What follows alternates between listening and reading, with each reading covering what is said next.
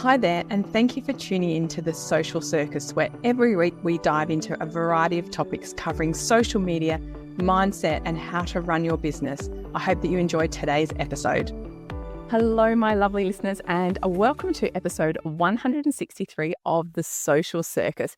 I'm your host, Sarah Thompson, and each and every week I come to you with all of the latest insights on digital marketing and helping you run and grow your online business. Now, today I'm doing a follow-up to a couple of episodes that I have done previously, and we're going to be talking about Substack. Now, if you didn't catch those previous episodes, let me give you a little recap on what Substack is. Now, Substack is a platform that allows you to, they call them posts, but they're essentially blogs, and they allow you to create written content as well as video content, including podcasts, and share it with people who are subscribing to your Substack or following you on Substack. Now, this platform has been around for a while, and it's offering us as kind of digital marketing users and a real alternative to places like social media that are becoming increasingly cluttered, full of ads and full of content that is really generated by our sort of AI slop. So if you didn't catch the previous episodes, then make sure you go back and check out episode 158, where I'm talking about what is Substack and doing a dive into understanding the platform and a little bit of data on it. And then the following week in episode 159, I talked to my lovely friend, Rachel Johns. Now, Rachel is a really well-known author who has a very successful, I want to say Substack, but it's plural, is it Substacks? Including a podcast that she co-hosts with Anthea Hodgson. So in that episode, we had to talk about how she is using Substack and how she's grown a really vibrant Substack community. So make sure you go back and check out episode 158 and 159. Now, in episode 158, I talked about the fact that I was going to do a 30-day Substack challenge. And what did that look like? So it meant that I was essentially posting, I'm going to call it blogging because it felt like blogging every single day on Substack. Now, I want to share with you, I used to blog years ago in my business. And when I say years ago, I'm talking like a decade ago. And I really, really liked it. I've always enjoyed writing. I've often made a joke that in my next life, I'm going to be a copywriter. And it's something that I really enjoy doing in my business. And it's been something that's sort of sat on the sidelines, and I often think about going back to it. But time and energy always get in my way. So what I decided to do was commit to posting every day for 30 days. And I really authentically shared, just so that you know, that I was going to use ChatGPT to help and support me with that. So on my final post of the 30, I think it was actually post 29, I talked about how I used AI to help me blog.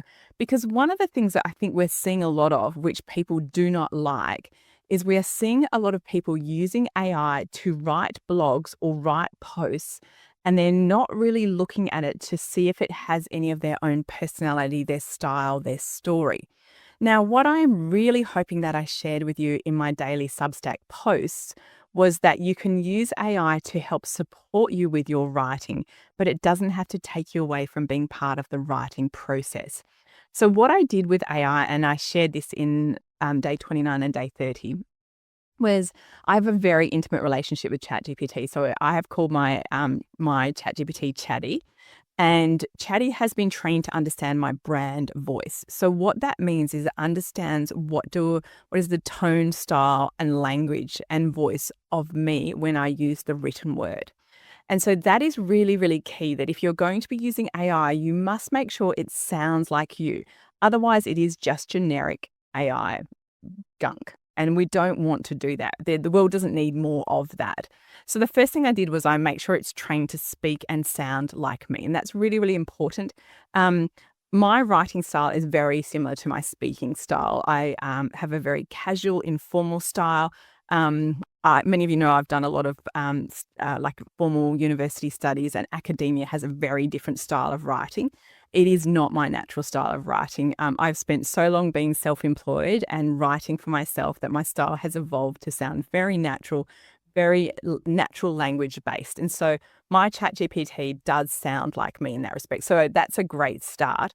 But I also said to ChatGPT, this is what I'm intending to do. I want to do a 30-day challenge. I want to talk about digital products, and I want to talk about what does it take to build digital products and build a digital product business. So I already told Chatty what my intention was with it. And then I said to it, here's what I want to start with. And I gave it some stories that came out of my head, real life examples, stories, and case studies that were true and authentic to me and my business. So some of them were amazing success stories, some of them were terrible fails that I've had, but all of them were true to me.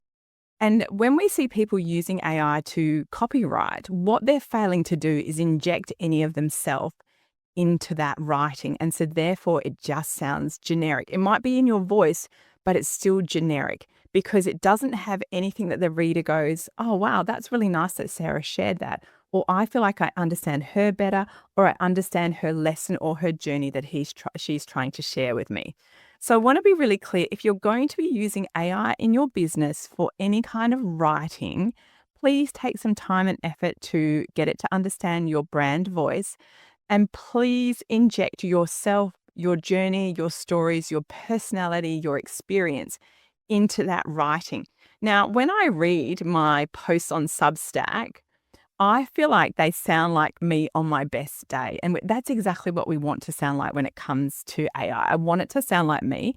I want it to have my personality in it. I want it to have my stories and my journey in it. And I want it to sound very true and authentic. And I went back and forth with Chatty saying, I don't like the way you've done that. I don't like the way you've structured that. I write like this. I actually uploaded a bunch of writing that I have done previously. I gave it my blogs. I actually gave it some of my academic writing so it could understand the different style that I am able to use. And I said to it things like, please don't use endless bullet points because I want this to be a blog. So can we have paragraphs? So I would say I gave it all of the content, and I would say that the end product was probably 50% of my words and 50% of AI words, but all of it was my story and my thoughts. And so I would really encourage you to, first of all, there is a very polarized view of AI out in the world at the moment. People are like, AI is brilliant, or I hate AI and it's the end of the world as we know it. There is really that kind of heavy dichotomy of, yes, I love it, or B, I hate it and I think it's terrible. And what I was hoping to show you with my Substack is that AI can be a beautiful tool that will help and support you in areas of your business where you're struggling. And for me, that was blogging. And I feel like it did a really great job. I feel like I was able to show up every single day and write because AI gave me the bandwidth to do that. And if you are listening to this and you are lucky enough to be, say, a published author, or you have a really big blog where you maybe have an editor or someone come in on that, AI can help you with all of those things. It can help you with things like structural edits. It can help you understand flow and sentence structure and all of those things that, let's be honest, if you're of my vintage, we were at school a long time ago. For me, it was last century. And when I was doing English literature at school, some of that stuff was a wee bit snoozy, and I may have zoned out and not paid absolute attention to that. And what's great about AI is that it is programmed with those things. And so it can help support you to be a better writer and to communicate in a way that feels authentic, but allows you to show up as your best self. So I would really encourage you to go and check out my Substack, have a little read of it. And I'd love to know your feedback because I feel really proud of what I've created and what I have written. And I'm really happy to be transparent and say that I used AI to help me with that process. So that is my 30 days of posting daily and how I used AI to support me through that. But here's what I want to share with you about my journey with that. So I'll be in interest of full transparency. Just before the 30 days started, I set up a Substack account. I did not have an account. I have never used the platform before. I've heard it talked about. So my friend Rachel, who was on my podcast, I was at her book retreat and they were talking about Substack there. And I had this feeling of like, I keep hearing it being talked about and I don't understand it and I don't know how to use it. Now, what's been really interesting for me and dare I say humbling, I sit in a space of being an expert a really big chunk of the time. So I'm in a space where I'm a coach and I'm a trainer and I'm an educator.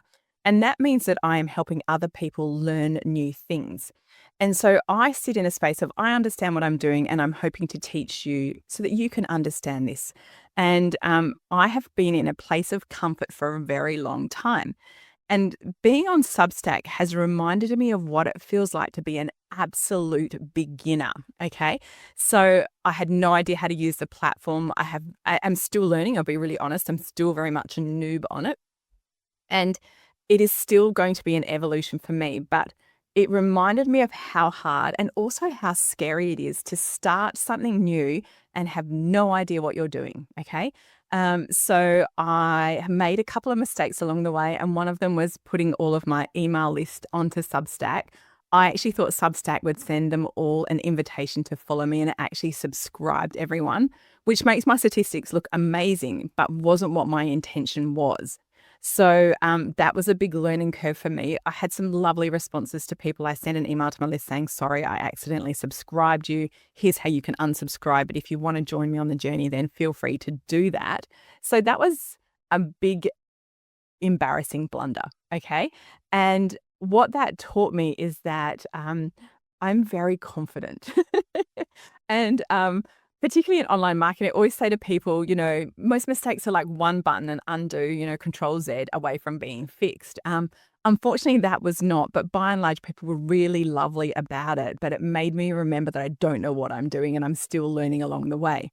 The other thing that was really interesting that I've seen and that I have to say I'm really enjoying is that when you go onto Substack, there are two ways in which you can interact with someone who has a Substack. You can subscribe to them. And if you subscribe to someone on Substack, it means that every time they publish a post, and as I said, a post is a blog, every time they publish, you will get an email to say that they have just published. Now, I subscribe to a bunch of people, and my inbox was getting like 30 emails a day from Substack of all these people I'd subscribed to. And I was like, oh my goodness. So when I had Rachel on my podcast, she told me very kindly that you can actually follow people on Substack and not subscribe to them. And following them means that you'll get in your newsfeed in Substack, their updates and posts and things like that from them. Now, that was a really interesting lesson between subscribing and following. So do check that out. But the other thing that I've really enjoyed is the newsfeed feature in Substack.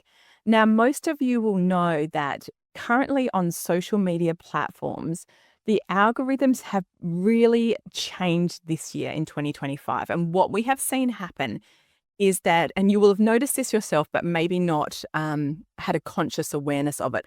When you go onto platforms like Facebook and Instagram in particular, and you go into your news feed, it is estimated now that 40 to 50% of the content that you see is from profiles that you are not currently following.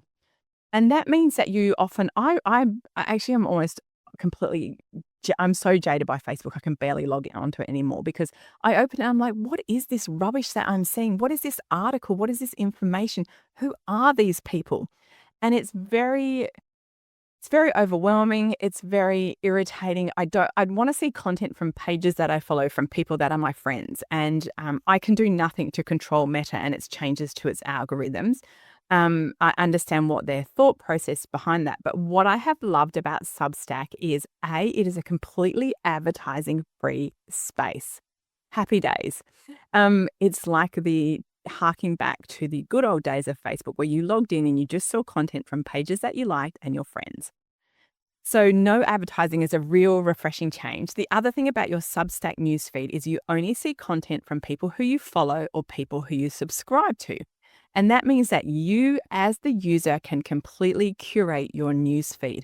And I want to just say it feels really powerful and it feels like, wow, I'm in the driver's seat. And I haven't felt like that for a very long time on social media. I have felt like I am being bullied by an algorithm to see content that I'm not interested in seeing, to see ads that are not relevant to me. And I have to say, Substack feels vibrant and refreshing. So I'm really enjoying that. The ability to put a little update in there, and this is where the language gets confusing because on social media we call that a post, and on Substack it's not called a post because your post is like that blog content. You can put updates on there on what you're currently thinking and doing, and obviously people who are on there, maybe I've just connected with more interesting people. I'm really enjoying that experience of seeing what people are putting in their updates. So it's been a really positive experience. From a business perspective, I obviously have picked up, I think I've picked up organically, which means that people have found me on the platform, about 30 subscribers, which is really great for 30 days. I feel like that's a win. And I've also picked up one paid subscriber, which I was really surprised.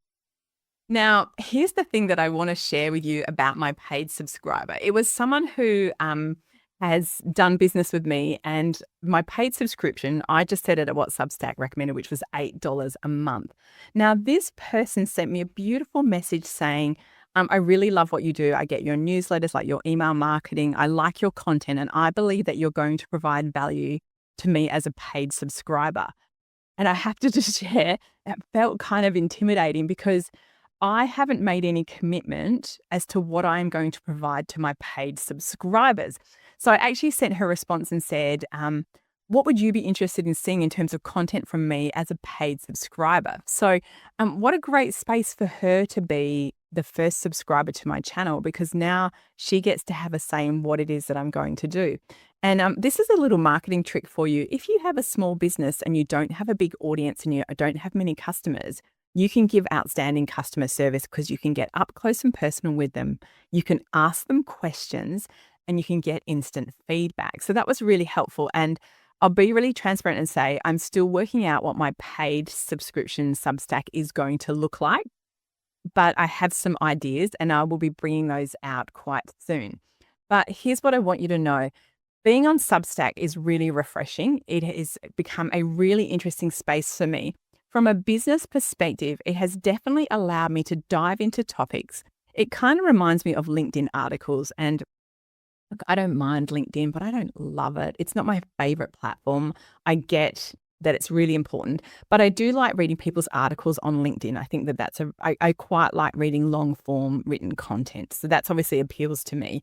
And so being able to create long form written content also appeals to me.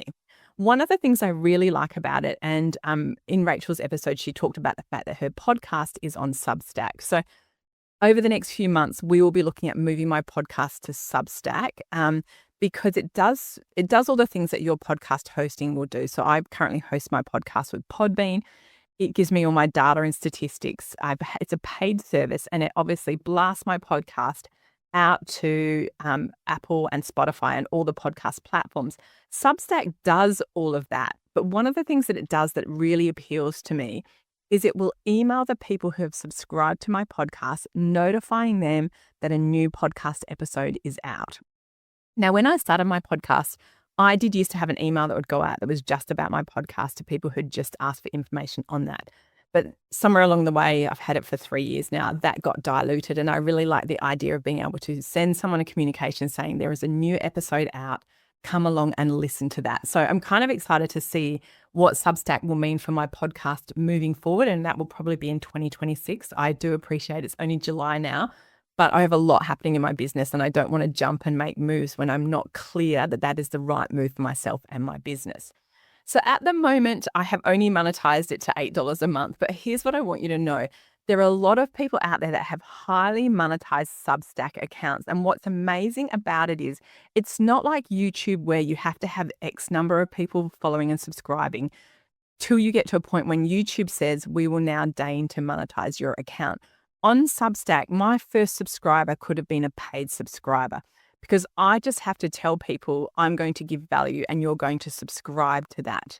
Now, that is really exciting because that puts us in the driver's seat. Now, we have seen the meta platforms offering this with paid channels, paid content. But I do feel like, and this is really, really reflecting in a lot of the changes that are going on, I think people are quite fatigued with social media at the moment. So I'm kind of excited to jump on a new platform and to see what it has to offer, because I feel like I'm going to find a new audience on there and I'm going to be able to connect with them in a way that feels more in depth because I'm able to offer that really long form content. Now, one of the other things that I also, apologies, please go and listen to the episode with Rachel. It was such a cracker. One of the other things you can do with your audience is you can get interaction and feedback from them on the content that you are creating. And so what that means, so what Rachel's doing is she is in her paid subscribers. She has a Substack where she's a writer And she mentioned that she's writing specific genres of books and she isn't writing any rural romance this year or next year, I think she said. And so she is writing a chapter or two a week for paid subscribers, and they get to give her feedback on what they would like to see happen next. So if you're an author, that's a brilliant way to create a paid subscription service. But the other thing that you could look at doing is to create content where people can follow along and be part of your journey and your process. So this will allow us to reimagine what digital products look like in our business. And I think for most of us, digital products typically look like, here's a course, here's a video, here's a PDF, here's an ebook, that kind of thing. But Substack is something quite different. And I think we really need to consider if this could be an alternative for us to find a new following for our existing following to connect with us in a deeper and more authentic way. So I am going to be going and carrying on with my Substack. I have really enjoyed it. And I will come back to you later this year to tell you what I have continued to learn, because obviously I'm only just over 30 days into the process. And I want to also share with you what that's going to look like next year for my podcast, and also what my paid subscription is going to look like and what I'm trialing with that. So for now, I would encourage you to jump over to Substack, jump on as just a user and go and follow or subscribe. Remember, subscribe means you'll get emails. Go and follow some people and have a little play. Maybe see what's happening in your sector or in your industry and see how other people are using it. Because remember, lots of us are still learning. And right now, if you jump on right now, you're really at the beginning of the curve. And it will put you in front of people if you can create a following where maybe in a year or two, other people might jump on. So I hope you've enjoyed today's podcast. I hope you feel inspired to try something new. And I would love it if you'd come along over to Substack and give me a follow or a subscribe. The link will be in the show notes. So as always, thank you for tuning into the Social Circus. I will catch you the same time next week. Thanks so much for tuning in to the Social Circus. As your host, Sarah Thompson, I am thrilled that you've chosen to spend your time hanging out with me. I would be so grateful if you could spare an extra moment to go and leave me a review on your favorite podcasting platform. And if you even felt more excited, you could share my podcast with your friends who you think would get great value from it. Thanks so much again for tuning in.